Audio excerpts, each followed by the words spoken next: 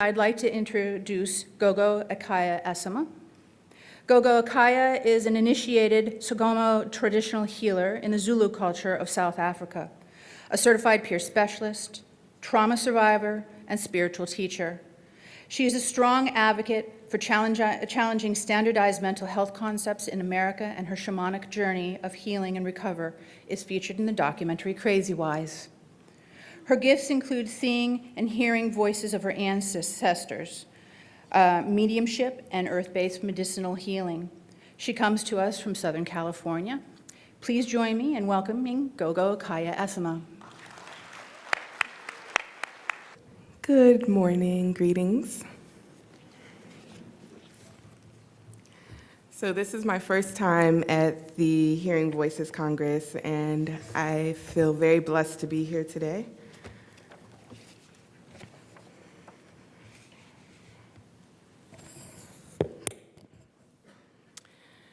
And I also feel very humbled to be a part of such a powerful movement. As I was walking into the building yesterday, I noticed that the word Ubuntu was written on the wall. I immediately felt this was a good sign for what's to come over the course of this conference. Ubuntu is a word used in South Africa that translates to I am because you are. It is an affirmation of one's humanity through the recognition of another being. I am definitely sensing the energy of Ubuntu here with you all today. That your uniqueness is a reflection of a collective human experience. That your voice is my voice. That my story is also yours. And that there is an emergence of divine spirit within us all, begging to assist in this healing evolution of humanity and every living force on this planet. I was recently in a film called Crazy Wise. It's a documentary that features, thank you, that features two people along with a lot of amazing other people, with filmmakers Phil Borges, and also Adam was another part of the story. And Will Hall, I think he's here or will be here, is also a part of the film. And so for those who haven't seen the film, I'd like to share a bit of my journey with you and how I eventually came to answer the calling to become a Sangoma, which is a traditional healer. And I'll tell you a little bit more about that. Like many of us, I began this journey through trauma, childhood abuse, and instability in my family structure and home. In many indigenous societies, a newborn comes into the world with their elders having an understanding of the child's life's purpose, why they were chosen to come into this plane, and how to support the child with navigating their task. Being born here in America, like many of us, I didn't have the good fortune of entering the world that way. I was searching for purpose even in my earliest memories. I found creativity to be a solid force in my life. This force was shunned in many areas greatly due to my father's influence in awakening the creativity, but also suppressing it. I had moved from a small Midwestern town to pursue my artistic aspirations in New York City.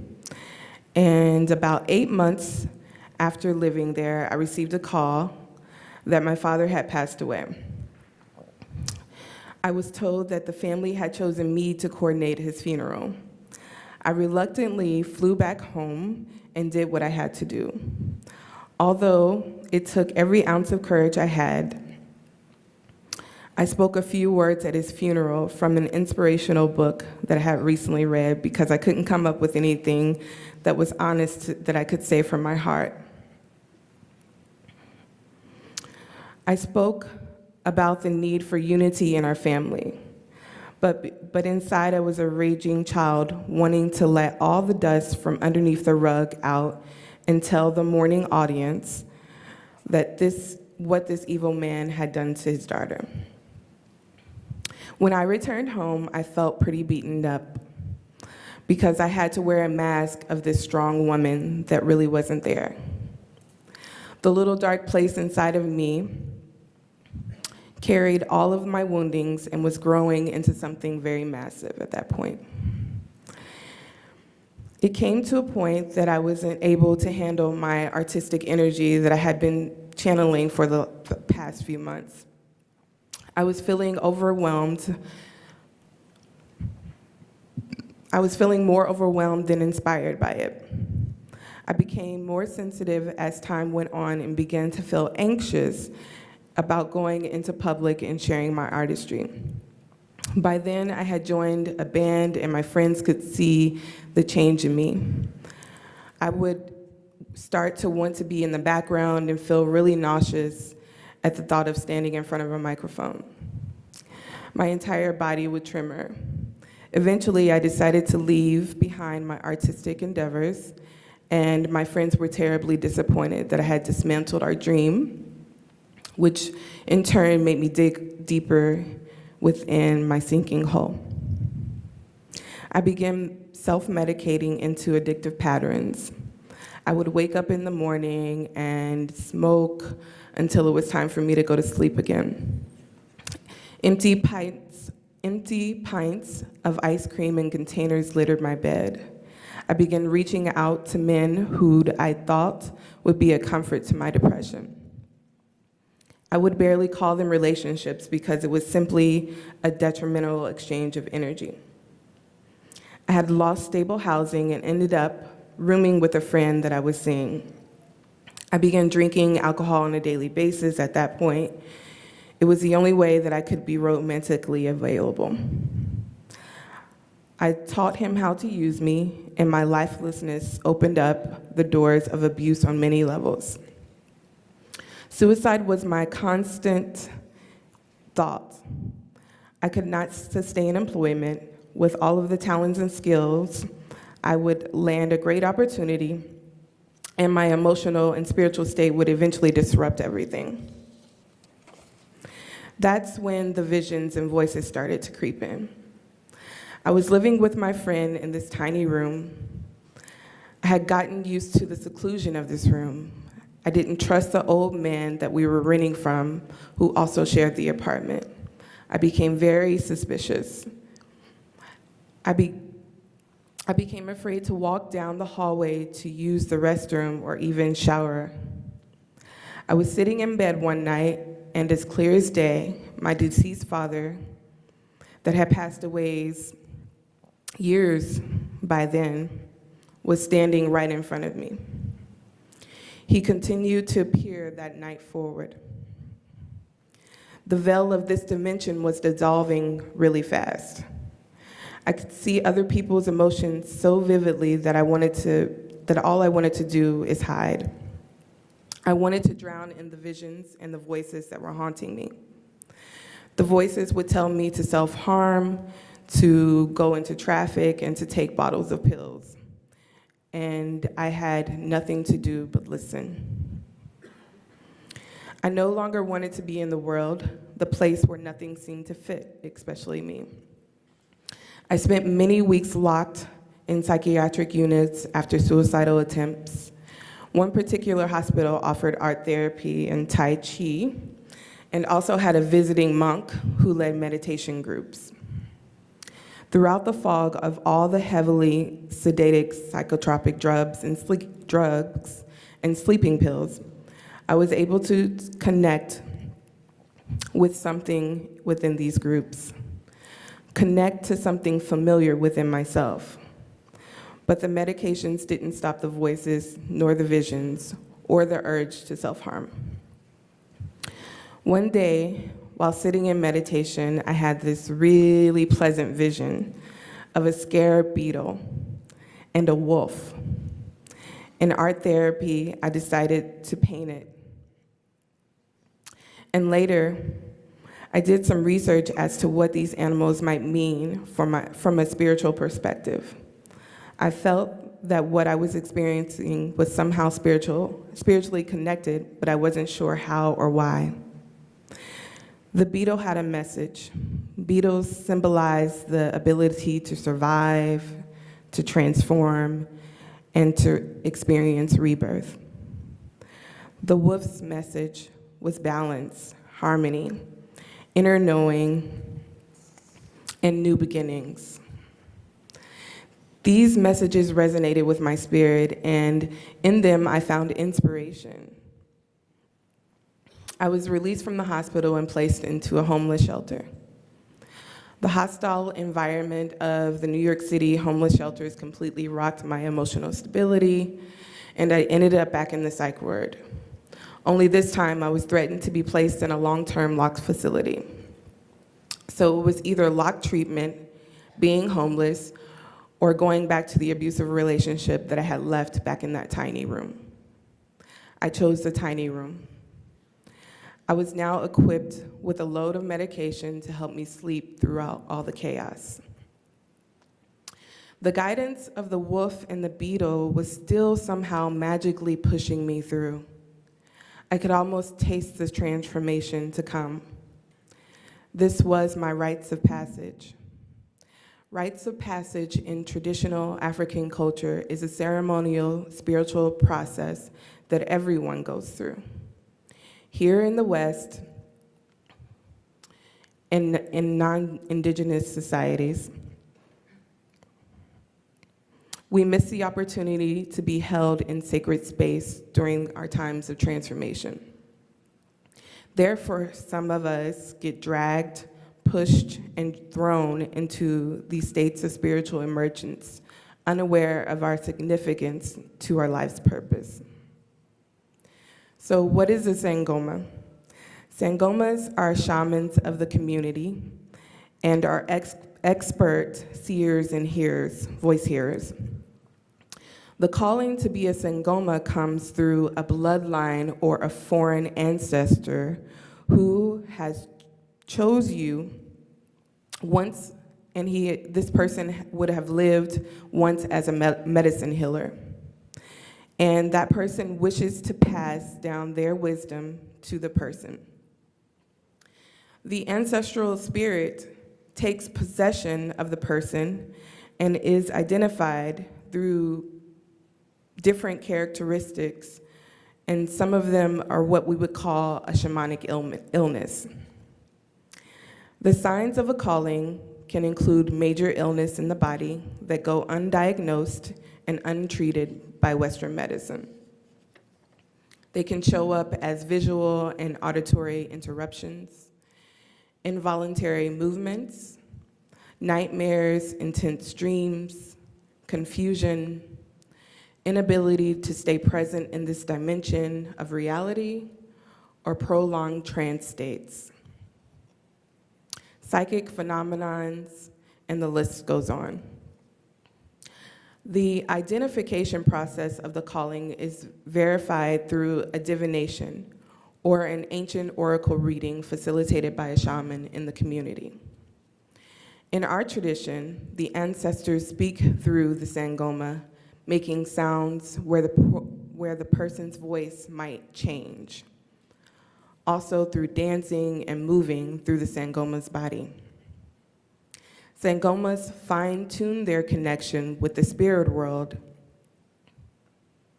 and are shown how to use their gifts to find missing objects or beings, and must complete a series of ongoing tests of clairvoyance and clairaudience during initiation.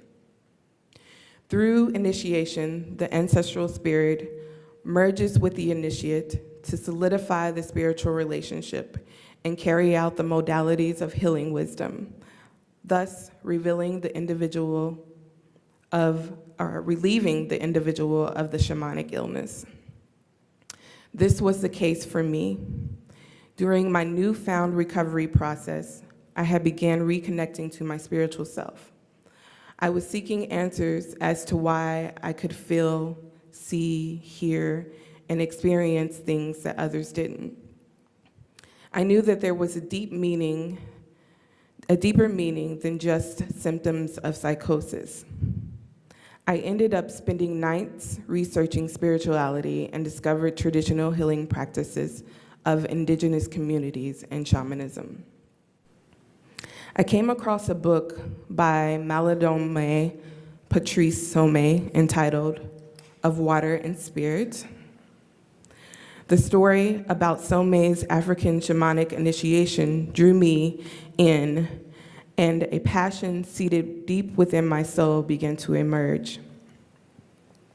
It was the inner knowing of the wolf whispering in my ear, activating a memory that I had long forgotten.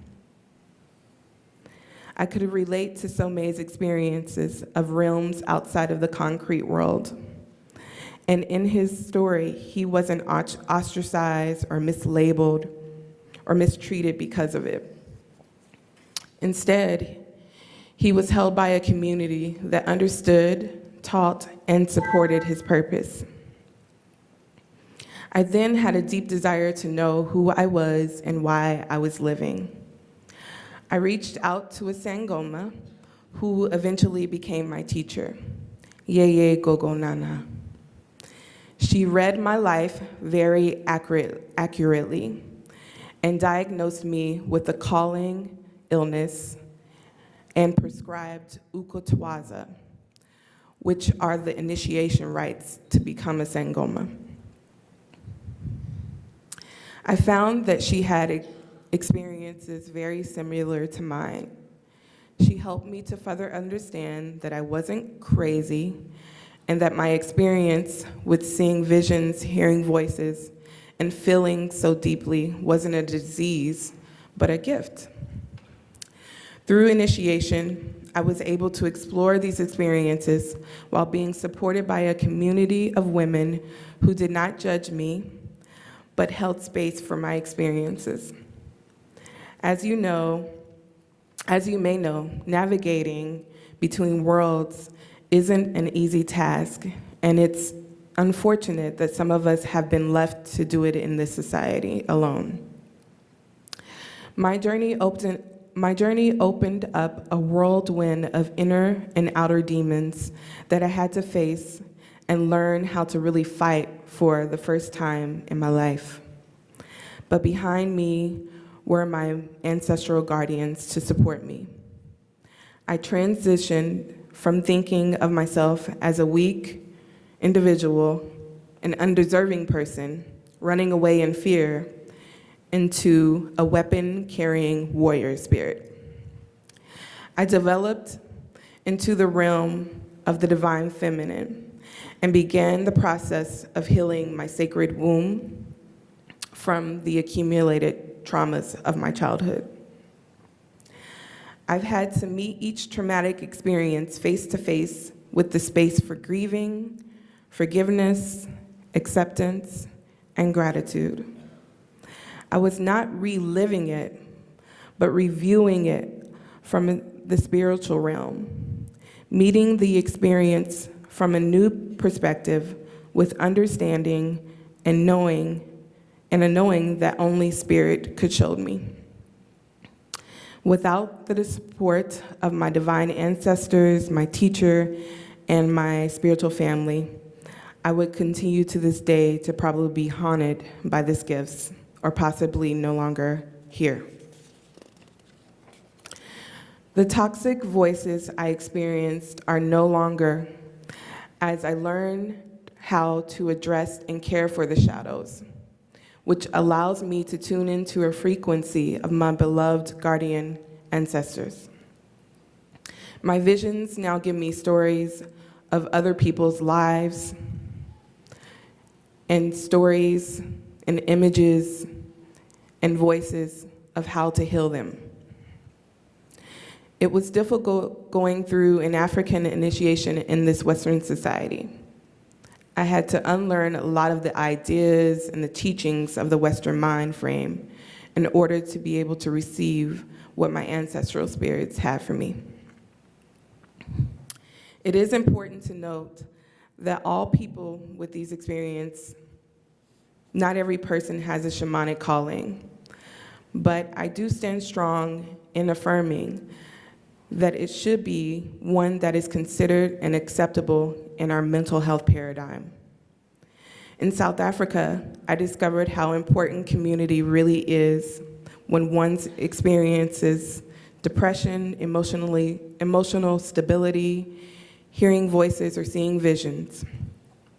I have learned that it is more beneficial to allow a space to sit with our experience in a safe and protective environment that is held with love and not to try to drown these experiences out.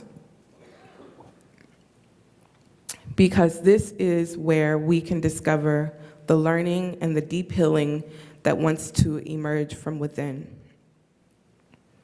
A social construct and mental health system that ostracizes voice hearers and other gifted beings forces us into a particular mode is a failing one. I'll repeat that again. A social construct and mental health system that ostracizes voice hearers and other gifted beings and forces us into a particular mode is a failing one. Whole person care includes one's spirit. Whole person care includes one's spirit. When we leave our spirits out, we are ignoring our potential to heal ourselves on a multidimensional level. We will continue to stifle the healing of our earth, the opportunity to experience true reverence for humanity's beautiful gifts of diversity and purpose. And so today, I would love for you to all remember the South African word Ubuntu, which is, I see myself in you, and I am because you are. Thank you.